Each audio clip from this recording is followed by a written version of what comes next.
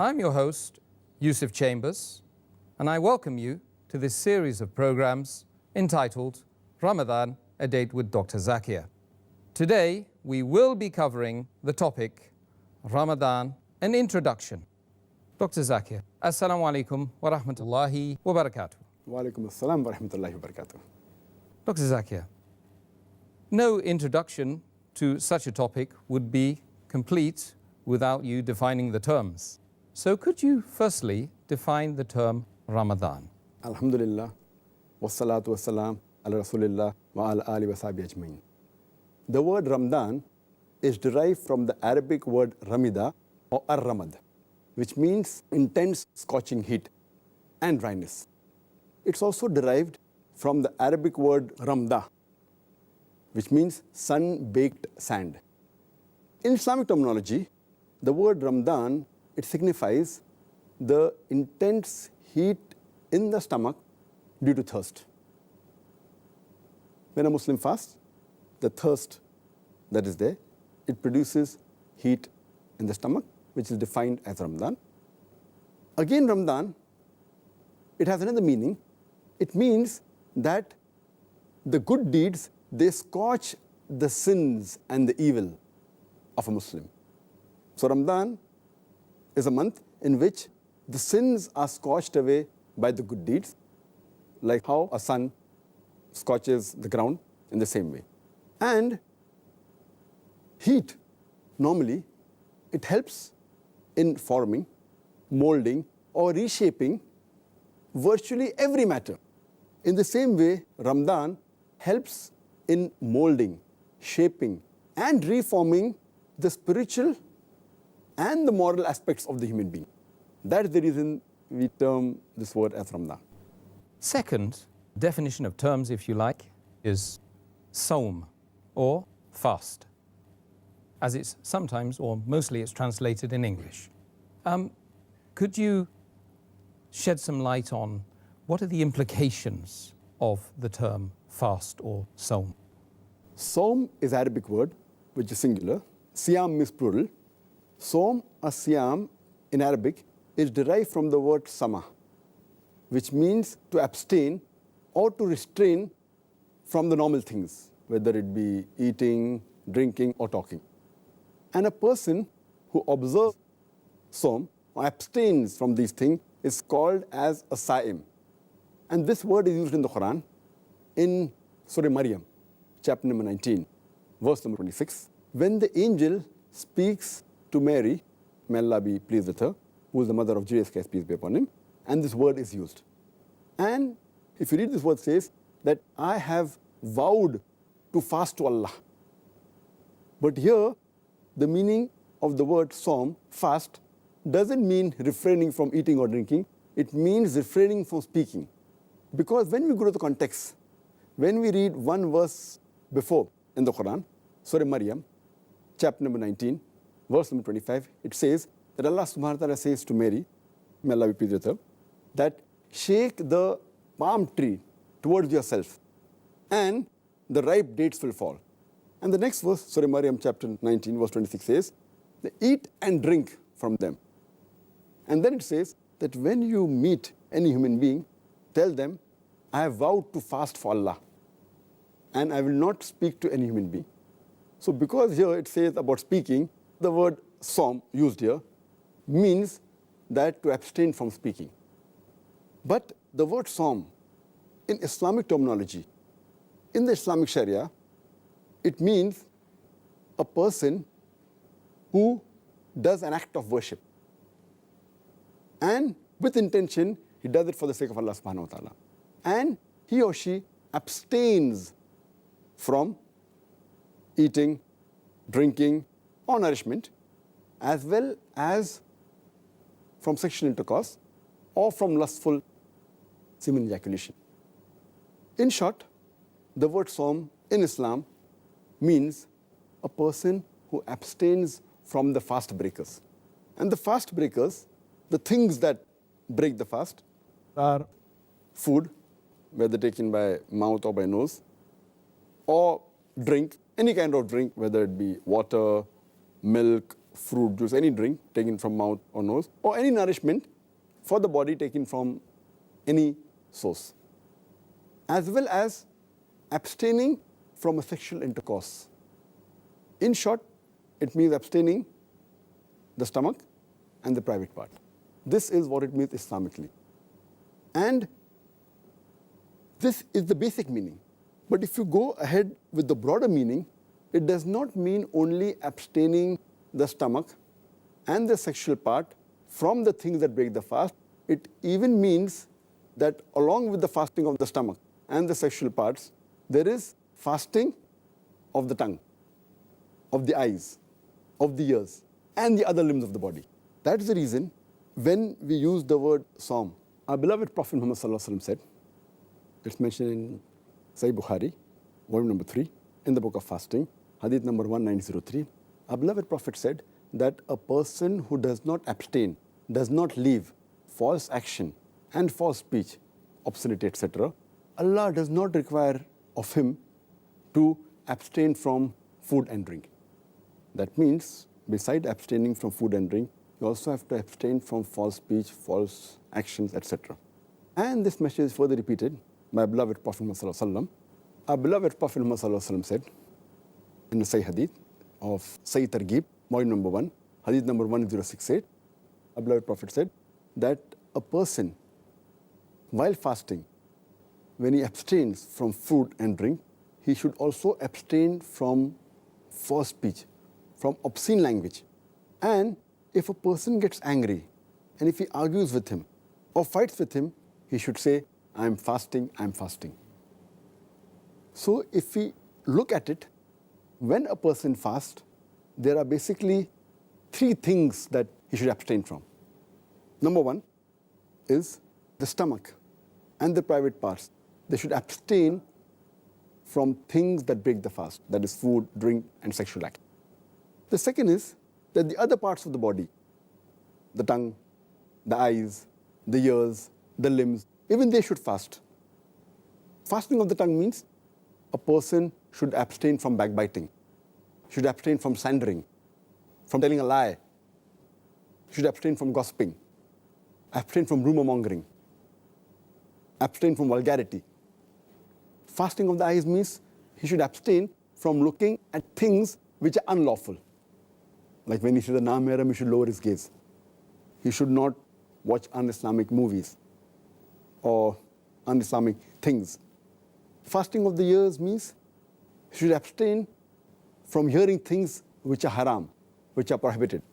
Like abstain from listening to music, abstain from listening to songs which are un-Islamic. So this is the way how the other parts of the body also fast. And the third thing is the fasting of the heart and the mind. They should abstain from things which take away person from the worship of Allah, from the dhikr of Allah. So this overall is the meaning of the word Saum. Subhanallah, it certainly has a lot more involved in it than I was expecting. Thank you. Dr. Zakir, are there any other compulsory fasts other than the month of Ramadan that a Muslim must observe? The fasts can be broadly categorized into fard fasts that are obligatory, and the other is the tatawu fast, that is the voluntary fast or the non-obligatory fast, which inshallah we'll be dealing maybe on the episode 31.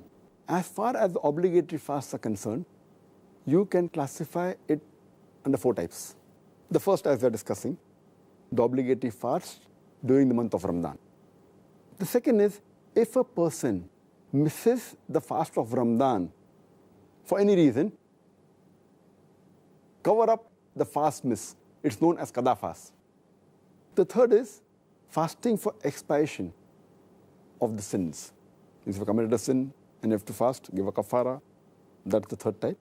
And the fourth is fasting if you have vowed to fast. So these are basically the 4 types of fard fasting which are there in Islam. Jazakallah khair. Dr. Zakir, another question of great importance regarding the fast in Ramadan. Unfortunately, there are many brothers and sisters who neglect the obligation of fasting during the month of Ramadan. Can you give us some words of advice, and indeed from the Quran and the Sunnah, give us some proofs of the fact that it is an obligation upon the Muslim to fast in Ramadan? There are many verses in the Quran as well as many Sahih Hadith which very well clarify that it is fard for the Muslims who are supposed to fast, that they should fast. It's a fard. We shall deal with the details for whom it is a fard, inshallah, tomorrow. If you read the Quran, Allah says in the Quran, in Surah Baqarah, chapter number 2, verse number 183, Ya ayyuhal lazina amanu, O you who believe, kutiba alaykum as-siyam, kama kutiba alal lazina min qablikum, la'allakum tattaqun. Which means, O you who believe, fasting has been prescribed to you as it was prescribed to people who came before you, so that you may learn self-restraint. Here the Arabic word used is kutiba. Kutiba means prescribed. It is written. Amongst the other things which are compulsory, it has been prescribed. It has been made compulsory for you, also fasting. As it was made compulsory for people who came before you. That means it was compulsory even for people that came before. The Jews, the Christians, etc.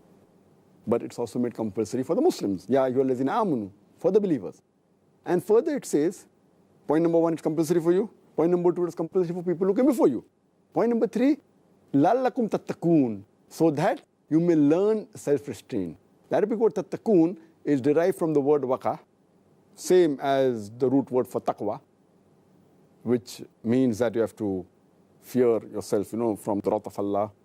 In short, the meaning of the word taqwa, it is somewhat like God consciousness, piety, means righteousness. So here Allah is telling, fasting has been prescribed to you so that you may learn self-restraint, so that you learn taqwa, you increase yourself in taqwa, in God consciousness, in righteousness, in piety.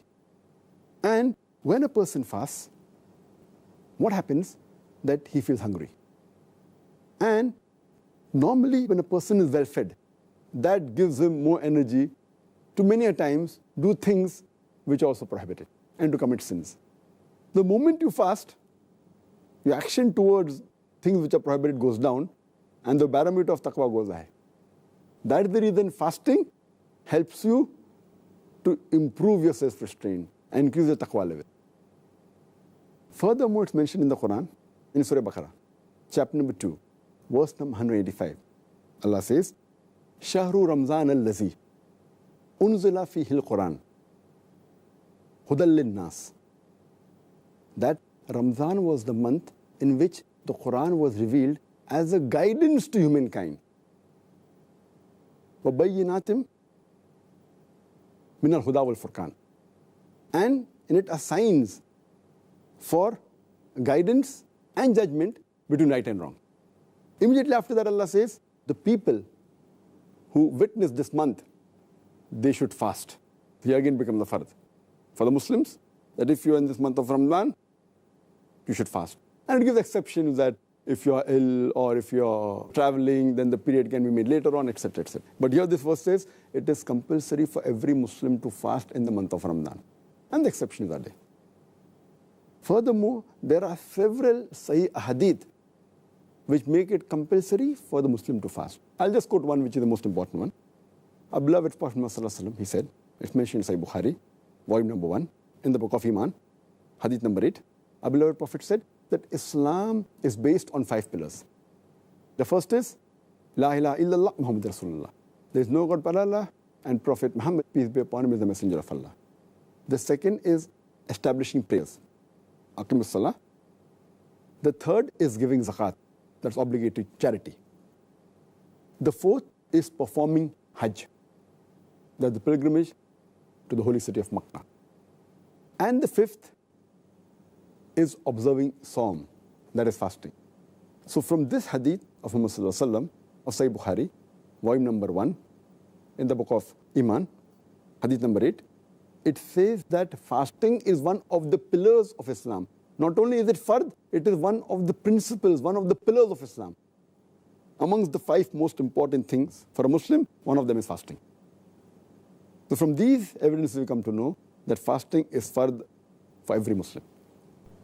Well, I don't think it can be put in much of a clearer way, to be honest. And I think that people should take advice and fast this Ramadan. Inshallah. The next question regards the history of fasting, actually. Was the time period for the observing of a fast and abstaining from the things which break the fast, which you've already mentioned, always the same since the beginning of time or for the Muslims? As far as the Muslims are concerned, when the first time it was mentioned in the Quran, in Surah Baqarah chapter 2 verse 183, which I mentioned earlier, that fasting was fard. At that time, the Muslims used to fast 3 days in a month. Later on, when the verse of the Quran was revealed of Surah Baqarah chapter number 2 verse number 185, which I quoted the second time, that Ramadan is the month in which the Quran was revealed, and in it is guidance for the humankind, and in it are signs for guidance and judgment, right and wrong. So the Muslims, when they witness this month, they should fast. So then it became fard for the Muslim to fast the complete month of Ramadan. First it was only 3 days every month, then it became 1 full month, only the month of Ramadan. As far as the things that break the fast are concerned, one of the things that break the fast, it is sexual intercourse, even with your wife.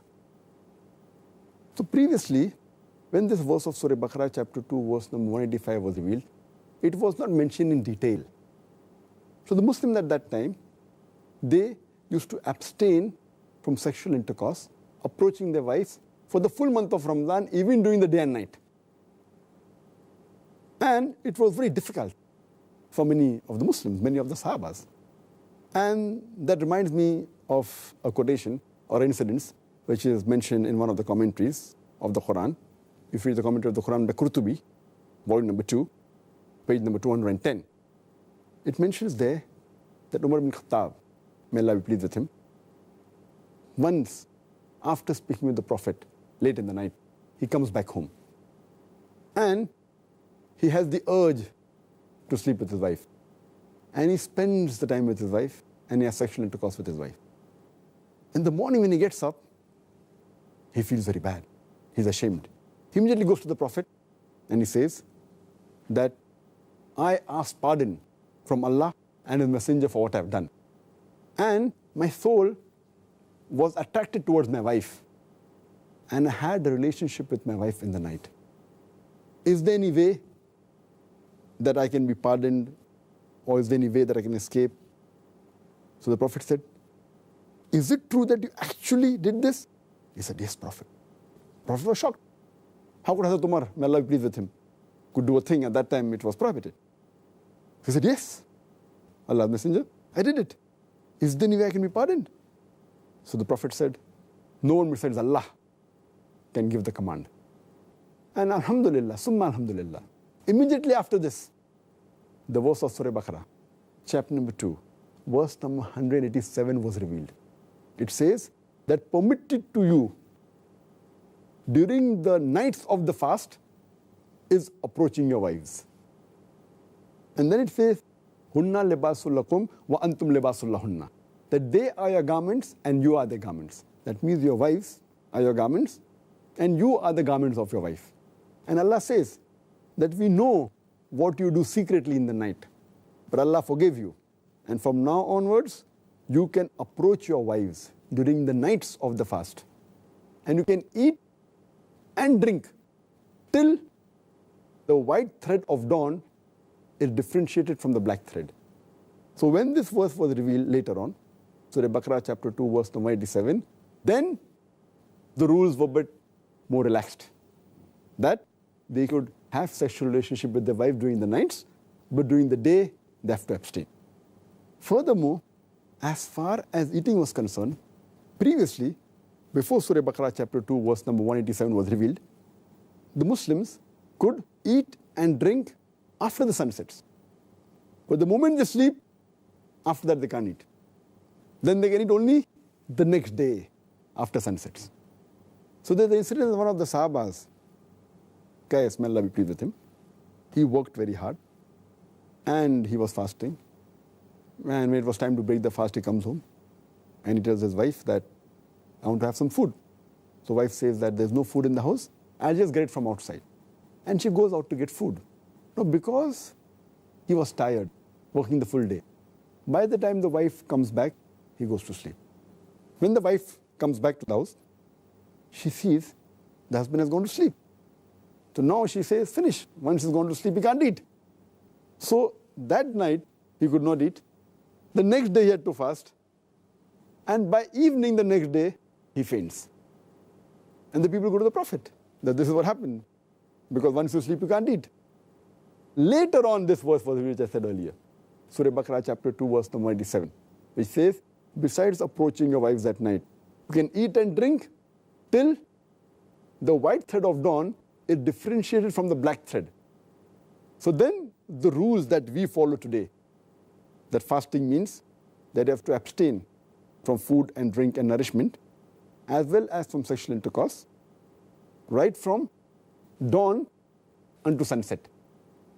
And having the intention that we have to breathe Allah subhanahu wa ta'ala. It's an act of worship. So this is the history, how we finally got this. That's very interesting, and I think we've got it easy as compared to Sahaba, alhamdulillah.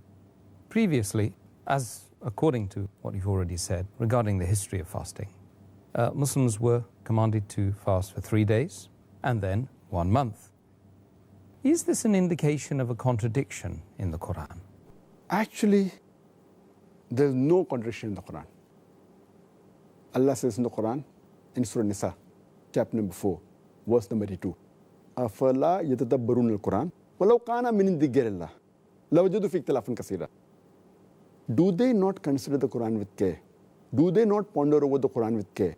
Had it been from anyone besides Allah, there would have been many contradictions. So no two verses of the Quran will ever contradict. But there's something like abrogation, which people differ. According to me, abrogation doesn't mean contradiction. Abrogation means the verses that were revealed later, as Allah says in Surah Baqarah, chapter number 2, verse number 106. We do not cause any of the verse or ayats of Allah subhanahu wa ta'ala to be forgotten, but we replace it with something similar or better. So many a times when things that were prohibited or things that were made compulsory, they came in stages. Not that was difficult or made easy. Sometimes things difficult were made easy. Sometimes things initially were made easy, so people get used to it, and then difficult. For example, regarding prohibition of alcohol. The first verse to be revealed was Surah Baqarah chapter 2, verse number 219, which says that in alcohol, in intoxicants, is profit and loss. Loss is more than profit. It didn't say it was haram, only gave a guidance that loss is more than profit. Then Surah Nisa chapter 4, verse 43 says that when you're intoxicated, don't offer salah. It didn't say that if you're not offering salah, you can have intoxicants. If that's what was mentioned, then there's a problem. It only said, do not be intoxicated while offering salah. And since the Muslims have to offer 5 times salah, that means having alcohol, intoxicants in the morning was out of the question.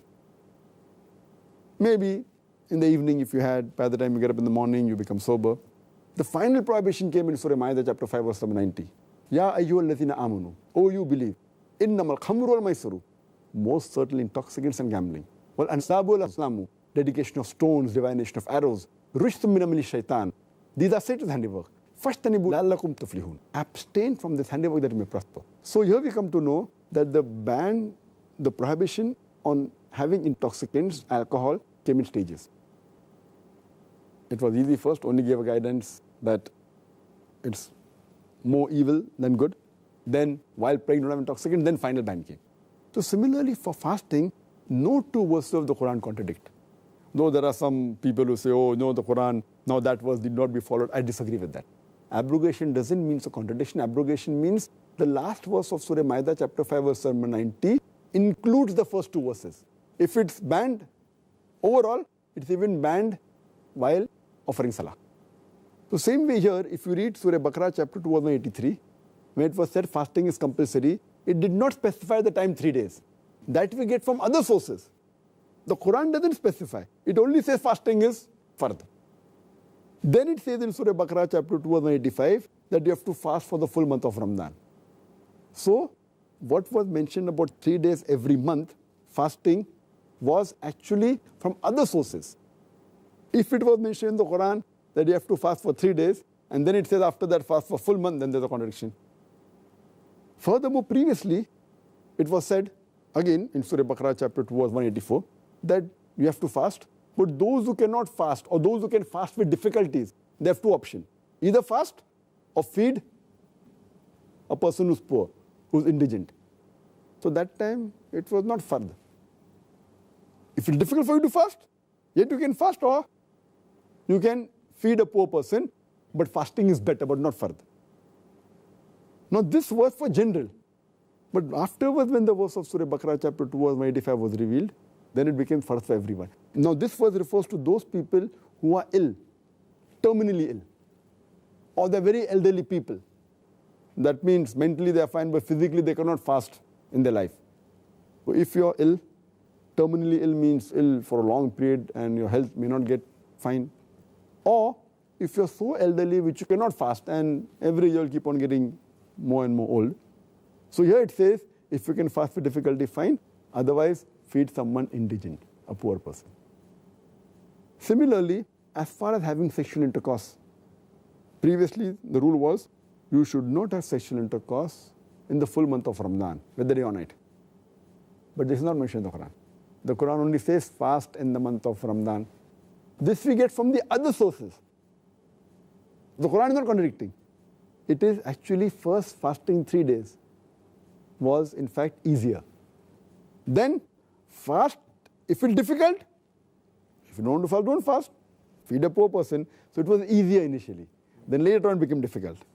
As far as the approaching a wife, initially it was difficult. That you cannot approach the full month. And then Allah made it easy. So no 2 verses of the Quran contradict. But because the Quran was revealed in a span of 22.5 years, so many things that were prohibited came one shot immediately, or it came in stages. Many things which were fard came immediately or came in stages. So fasting, because initially it was difficult for the people, it came in stages. But alhamdulillah, with all these things, no 2 verses of the Quran ever contradict, alhamdulillah. Alhamdulillah. It seems as though this is an indication of Allah's mercy that He's given mankind so many opportunities to implement His wonderful way. Alhamdulillah. Now, the next question of great importance again is, when it comes to the fast, is it simply the doing away of food, drink and sexual relations, or other implications? The things which are fard for a person who fasts, as we mentioned earlier, one of them is to abstain from things that break the fast. That is food, drink, and having sexual relationship. But besides this, one another important factor is the intention, is the niyyah. Any deed without the niyyah, for the akhirah, it is useless. The niyyah should be there. The niyyah, the intention is very important. Because we intend to fast to please Allah subhanahu wa ta'ala. It's act of worship. If this intention is not there, then there are various different types of fast. For example, a person may fast for political reason. A person may fast as a passive resistance. A person may fast as a hunger strike. I'm starving, hunger strike, to get whatever he wants. You know, there are people fasting, non-Muslims fasting. A person may fast for health reason, maybe for dieting. He may fast maybe to lose weight. He may fast, it may be a medical treatment. But all these fasts, they do not have intention, the niyyah, to please Allah subhanahu wa ta'ala. So that's the reason in the Islamic Sharia, when we abstain from things that break the fast, it should be accompanied by the niyyah. Without the niyyah, the fast is useless. It's very important. Niyyah is compulsory for every act of worship, including fasting. And our beloved Prophet Muhammad said, it's mentioned in Sahih Muslim, volume number 2, in the book of Zakat, chapter number 370, hadith number 2198. Our beloved Prophet said that when you have intention to approach your wife, to have a relationship with your wife, the moment you have intention, even that becomes charity. The Sahabas asked, having relationship with your wife is also charity. How come, O beloved Prophet? The Prophet said that if you have sexual relationship with people who are not your wives, if it's unlawful, isn't it a sin? They said, Ya Rasulallah, yes, it is a sin. So that is, if you have sexual relationship with the person you're supposed to have, that is your wife, with the niyyah, that's an act of charity. That means niyyah is very important. The moment you have niyyah, then you get thawab for that. And Allah says in the Quran, in Surah Bayyana, chapter number 98, verse number 5, it's mentioned, and He commanded that you worship Him alone and in sincere devotion, true in faith. Here the word used is liya'budu, which means to worship, but actually abudu, it means to humble. But the word liya'budu in Arabic is normally used for worship. It actually means to humble. The other Arabic word used is mukhlisun, which means to serve with piety and with dedication. So here we should serve only for Allah. And the worship should be to Him alone. That should be a niyyah. That is the main intention.